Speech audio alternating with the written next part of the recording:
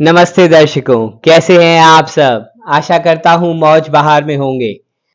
आज हम Robert Kiyosaki, जो कि एक अमेरिकी उद्यमी, व्यवसायी और लेखक हैं, उनकी सुप्रसिद्ध पुस्तक रिच डैड पुअर डैड का हिंदी में अनुवाद आपके लिए लेकर आए हैं।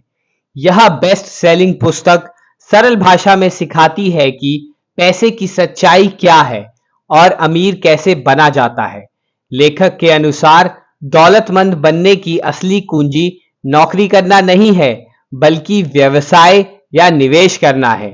तो अगर आप भी अपने जीवन में परिवर्तन लाना चाहते हैं और गरीबी रेखा से ऊपर उठकर अमीरों की श्रेणी में अपने आप को गिनना चाहते हैं, तो इस ऑडियो बुक के एक एक शब्द को ध्यान से सुनिएगा।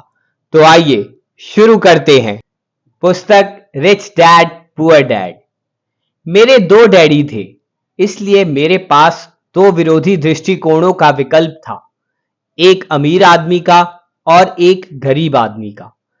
मेरे दो डैडी थे, एक अमीर और एक गरीब। एक उच्च शिक्षित और बुद्धिमान थे, वे पीएचडी थे और उन्होंने 4 साल का पूर्व स्नातक पाठ्यक्रम 2 साल में ही पूरा कर लिया था। इसके बाद पढ़ाई करने के लिए वे स्टैनफोर्ड यूनिवर्सिटी, शिकागो यूनिवर्सिटी और नॉर्थ वेस्टर्न यूनिवर्सिटी गए, जाहिर है पूरी स्कॉलरशिप पर। दूसरे डैडी कभी 8वीं भी पास नहीं कर पाए। दोनों ही डैडी अपने करियर में सफल थे, दोनों ने ही जिंदगी भर कड़ी मेहनत की, दोनों ने ही काफी पैसे कमाए, लेकिन एक हमेशा आर्थिक परेशानियों से जूझते रहे, दूसरे आगे चलकर हवाई के सबसे अमीर लोगों में से एक बने। एक अपनी मृत्यु के समय अपने परिवार, परोपकारी संस्थाओं और चर्च के लिए करोड़ों डॉलर छोड़ के गए, दूसरे ने अधूरे बिल छोड़े जिनका भुगतान बाकी था। दोनों ही डैडी शक्तिशाली, करिश्माई और प्रभावशाली थे। दोनों ने ही मुझे सलाह दी, लेकिन उन्होंने एक जैसी चीजें करने की सलाह नहीं दी। दोनों ही शिक्षा पर बहुत जोर देते थे, लेकिन उन्होंने अध्ययन के लिए एक जैसे पाठ्यक्रम की सलाह नहीं दी। अगर मेरे सिर्फ एक ही डैडी होते तो मैं या तो उनकी सलाह मान लेता या फिर उसे ठुकरा देता। दो डैडी होने से मुझे विरोधी दृष्टिकोण का विकल्प मिला, एक अमीर आदमी का और दूसरा गरीब आदमी का। उनमें से किसी एक दृष्टिकोण को स्वीकार या अस्वीकार करने के बजाय मैं उनकी कही बातों पर काफी सोच विचार करता था, उनकी तुलना करता था और फिर अपने लिए विकल्प चुनता था। समस्या यह थी कि अमीर डैडी उस वक्त अमीर नहीं थे और गरीब डैडी उस वक्त गरीब नहीं थे। दोनों ही अपना करियर शुरू कर रहे थे और दोनों ही आर्थिक व पारिवारिक क्षेत्रों में संघर्ष कर रहे थे, परंतु पैसे के बारे में उनके दृष्टिकोण बहुत भिन्न थे। मिसाल के तौर पर, एक डैडी कहते थे पैसे का प्रेम ही सारी बुराई की जड़ है, दूसरे डैडी कहते थे पैसे की कमी ही सारी बुराई की जड़ है। दो शक्तिशाली डैडियों की अलग अलग सलाह से बचपन में मुझे बड़ी उलझन होती थी। मैं एक अच्छे बेटे की तरह उनकी बातें सुनना चाहता था और उन पर अमल करना चाहता था। दिक्कत यह थी कि दोनों डैडी एक सी बातें नहीं कहते थे, उनके दृष्टिकोण में जमीन आसमान का अंतर था, खास तौर पर पैसे के संबंध में।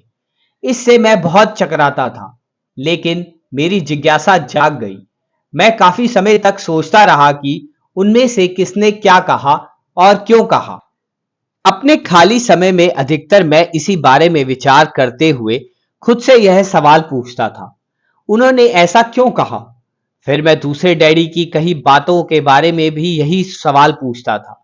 इसके बजाय तो यह कहना ज्यादा सरल होता, हाँ उनकी बात बिल्कुल सही है, मैं इससे सहमत हूं, या यह कहकर उनके उस दृष्टिकोण को नकार देना भी आसान होता। उन बुजुर्ग इंसान को पता ही नहीं है कि वे क्या बोल रहे हैं। मैं दोनों डैडियों से प्रेम करता था, इसलिए मैं सोचने के लिए विवश हुआ और अंततः मुझे अपने लिए सोचने का तरीका चुनने की खातिर मजबूर होना पड़ा। इस प्रक्रिया में अपने लिए सिर्फ विकल्प चुनना आगे चलकर काफी मूल्यवान साबित हुआ, जो किसी दृष्टिकोण को सिर्फ स्वीकार यह अस्वीकार करने से संभव नहीं था। अमीर लोग ज्यादा अमीर बनते हैं और गरीब ज्यादा गरीब, तथा मध्यम वर्ग कर्ज में डूबा रहता है। इसका एक कारण यह है कि पैसे का विषय स्कूल में नहीं, घर पर पढ़ाया जाता है। हम में से ज्यादातर लोग पैसे के बारे में अपने माता पिता से सीखते हैं। गरीब माता पिता अपने बच्चों को पैसे के बारे में क्या सिखा सकते हैं? वे बस कह देते हैं, स्कूल जाओ और मेहनत से पढ़ो।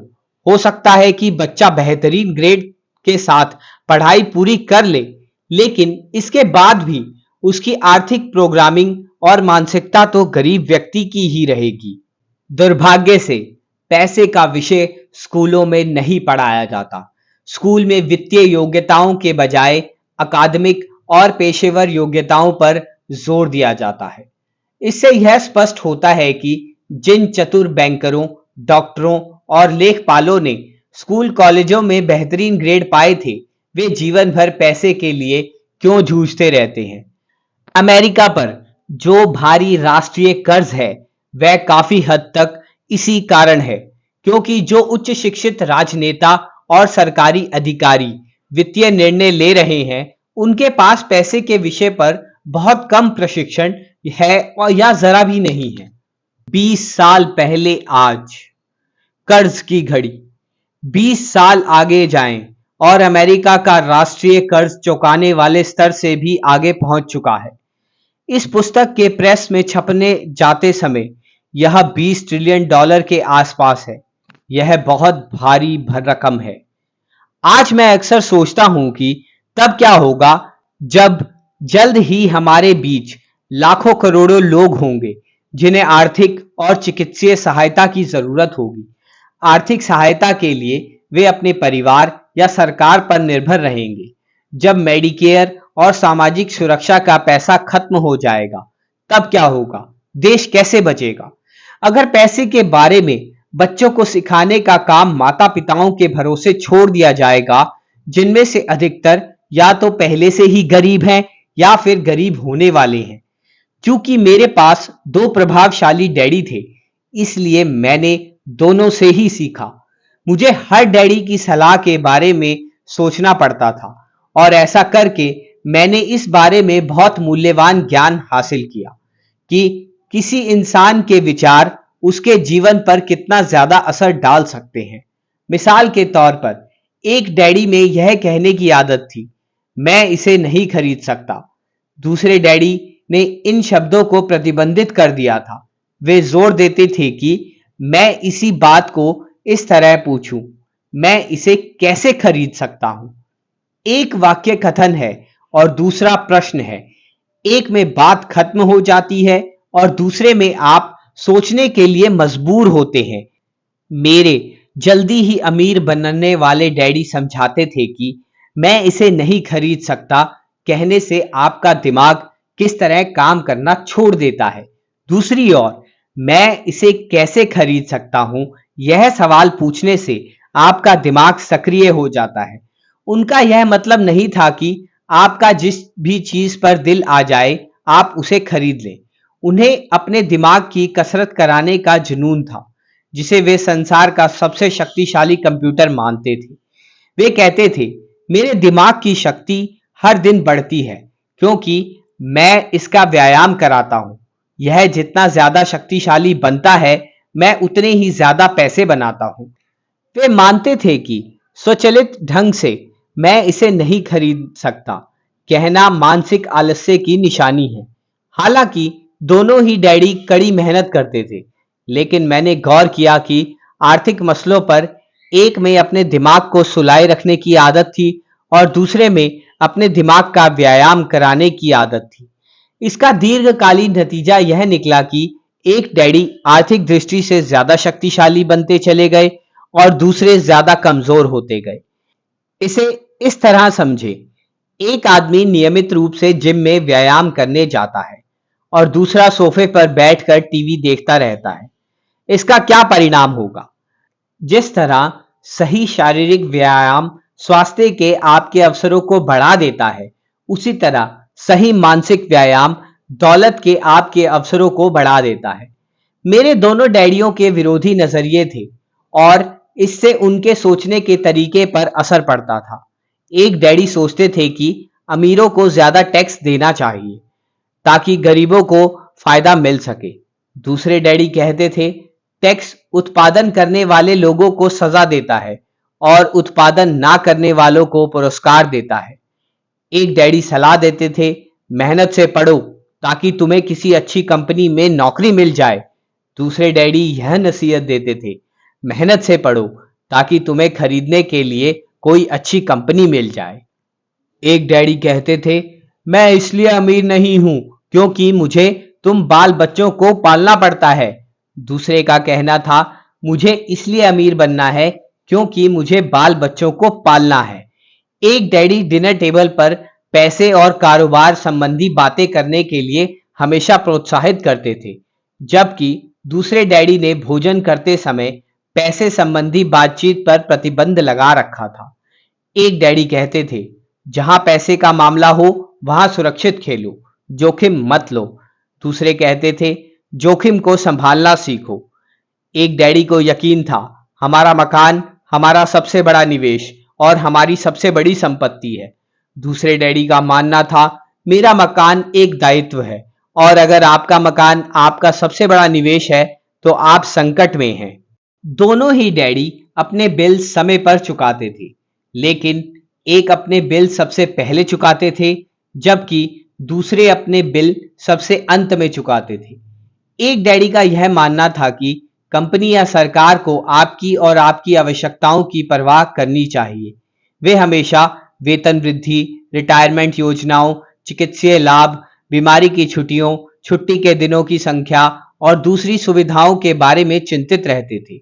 वे अपने दो चाचाओं के से प्रभावित थे जो सेना में चले गए थे और 20 साल की सक्रिय सेवा के बाद उन्होंने जीवन भर के लिए सेवानिवृत्ति एवं अधिकार पैकेज हासिल कर लिया था। वे सेना द्वारा सेवानिवृत्ति कर्मचारियों को दिए जाने वाले चिकित्सीय लाभ और अन्य सुविधाओं की भी तारीफ करते थे। वे विश्वविद्यालय में उपलब्ध लंबी कार्यकाल अवधि से भी प्रेम करते थे। कई बार आजीवन नौकरी की सुरक्षा और लाभ का विचार नौकरी से भी ज्यादा महत्वपूर्ण दिखता है। वे प्राय कहते थे, मैंने सरकार के लिए बहुत मेहनत से काम किया है, इसलिए मैं इस तरह के लाभ का हकदार हूं। 20 साल पहले आज आपका घर संपत्ति नहीं है। 2008 में हाउसिंग मार्केट के लुढ़कने से यह स्पष्ट संदेश मिला कि आपका व्यक्तिगत निवास संपत्ति नहीं है। ना सिर्फ यह आपकी जेब में पैसा नहीं डालता है, बल्कि हम इस तथ्य पर भी भरोसा नहीं कर सकते कि इसका मूल्य बढ़ेगा। कई मकानों का मूल्य 2017 में भी उससे कम है जितना कि यह 2007 में था। दूसरे डैडी पूरी तरह से आर्थिक स्वावलंबन में यकीन करते थे।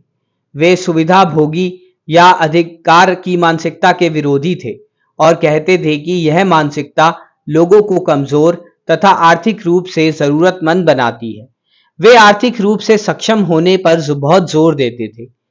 एक डैडी कुछ डॉलर बचाने के लिए जूझे, दूसरे ने निवेश उत्पन्न किए।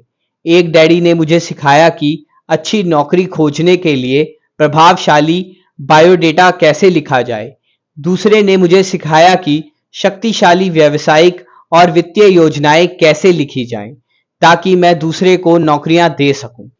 दो शक्तिशाली डैडियों के साथ रहने की वजह से मुझे यह विश्लेषण करने का अवसर मिला कि अलग अलग विचारों का जीवन पर कितना अलग अलग असर होता है। मैंने गौर किया कि लोग दरअसल अपने विचारों से ही अपने जीवन का आकार देते हैं। मिसाल के तौर पर मेरे गरीब डैडी हमेशा कहा करते थे, मैं कभी अमीर नहीं बन पाऊंगा, और आगे चलकर उनकी यह भविष्यवाणी सही साबित हुई। दूसरी ओर मेरे अमीर डैडी हमेशा खुद को अमीर मानते थे। वे इस तरह की बातें कहते थे, मैं अमीर हूं और अमीर लोग ऐसा नहीं करते। जब एक बड़े वित्तीय झटके के बाद वे दिवालिया होने की कगार पर थे, तब भी वे खुद को अमीर आदमी ही कहते रहे। वे अपने समर्थन में यह कहते थे, गरीब होने और कड़के होने में फर्क होता है। कड़का होना अस्थाई है, गरीब होना स्थायी है।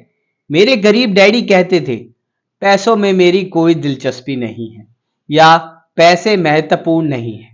मेरे अमीर डैडी हमेशा कहते थे, पैसा ही शक्ति है। हमारे विचारों की शक्ति को कभी नापा नहीं जा सकता, ना ही उनके प्रभाव को कभी पूरा तरह समझा जा सकता है। लेकिन इसके बावजूद बचपन में ही मैं यह समझ गया था कि मुझे अपने विचारों पर ध्यान देना चाहिए और अपनी अभिव्यक्ति पर भी। मैंने गौर किया कि मेरे गरीब डैडी के गरीब होने का कारण यह नहीं था कि वे कम पैसे कमाते थे। उनकी तनख्वाह काफी अच्छी थी। वे तो अपने विचारों और कार्यों के कारण गरीब थे। दो डैडी होने के कारण मैं बचपन में ही बहुत सजग और जागरूक हो गया था कि मैं किन विचारों को अपनाऊं, मैं किसकी बात मानूं, अपने अमीर डैडी की या गरीब डैडी की। हालांकि वे दोनों ही शिक्षा और सीखने को बहुत महत्वपूर्ण मानते थे, लेकिन क्या सीखा जाए इस बारे में दोनों की राय अलग अलग थी। एक चाहते थे कि मैं मेहनत से पढ़ूं, डिग्री हासिल करूं और पैसे कमाने के लिए कोई अच्छी नौकरी हासिल कर लूं। वे चाहते थे कि मैं किसी पेशे में जाने या वकील या अकाउंटेंट बनने के लिए अध्ययन करूं और किसी बिजनेस स्कूल में से एमबीए करूं। दूसरे डैडी मुझे प्रोत्साहित करते थे कि मैं अमीर बनने के लिए अध्ययन करूं, ताकि मैं यह समझ लूं कि पैसा कैसे काम करता है और यह सीख लूं कि इससे अपने लिए कैसे काम कराया जाए। मैं पैसे के लिए काम नहीं करता, ये शब्द वे बार बार दोहराते थे। पैसा मेरे लिए काम करता है। 9 साल की उम्र में मैंने यह फैसला किया कि मैं पैसे के बारे में अपने अमीर डैडी की बात मानूंगा और उन्हीं से सीखूंगा। इसका मतलब यह निर्णय लेना भी था कि मैं अपने गरीब डैडी की बातें अनसुनी कर दूंगा। हालांकि उनके पास कॉलेज की ऊंची ऊंची डिग्रियां थी। इतने बरसों में मैंने अक्सर रॉबर्ट फ्रॉस्ट की कविता के बारे में विचार किया। पैसे के बारे में मेरे उच्च शिक्षित डैडी की सलाह और नजरिए को ना मानने का निर्णय दुखद था, लेकिन यह एक ऐसा निर्णय था जिसने मेरी जिंदगी की दिशा तय कर दी। एक बार जब मैंने यह फैसला कर लिया कि किसकी बात मानूंगा, तो धन के बारे में मेरी शिक्षा शुरू हो गई। मेरे अमीर डैडी ने मुझे 30 साल तक सिखाया, जब तक कि मैं 39 का नहीं हो गया। इसके बाद उन्होंने सिखाना छोड़ दिया, क्योंकि तब उन्हें एहसास हो गया कि मैं वह सब कुछ जान गया था और पूरी तरह समझ गया था जो वे अक्सर मेरी मोटी खोपड़ी में घुसाने की कोशिश कर रहे थे। पैसा शक्ति का एक रूप है, लेकिन वित्तीय शिक्षा इससे भी ज्यादा शक्तिशाली है। पैसा आता जाता रहता है, लेकिन अगर आप जानते हैं कि पैसा कैसे काम करता है, तो आप इस पर काबू कर सकते हैं और दौलत बनाना शुरू कर सकते हैं। सिर्फ सकारात्मक सोच से ही काम नहीं बनता। इसका कारण यह है कि अधिकतर लोग स्कूल कॉलेज तो गए थे, लेकिन उन्होंने कभी यह नहीं सीखा कि पैसा कैसे काम करता है। इसलिए वे पैसे के लिए काम करने में अपनी पूरी जिंदगी बिता देते हैं। जब मेरी शिक्षा शुरू हुई थी, उस वक्त मैं केवल 9 साल का था। इसलिए मेरे अमीर डैडी ने मुझे जो सबक सिखाए वे सरल थे। बाकी बातें जो भी हों, उनके सिर्फ 6 मुख्य सबक थे, जिन्हें उन्होंने 30 साल तक दोहराया। यह पुस्तक उन्हीं 6 सबकों के बारे में है, जिन्हें उतनी ही सरलता से बताया गया है, जितनी सरलता से अमीर डैडी ने मुझे इन्हें सिखाया था। ध्यान रहे, सबक का मतलब जवाब नहीं है, इसका अर्थ तो मार्गदर्शक है। ऐसा मार्गदर्शक जो अधिक दौलतमंद बनने में आपकी और आपके बच्चों की मदद करेगा, चाहे इस लगातार परिवर्तनशील और अनिश्चित संसार में कुछ भी होता रहे।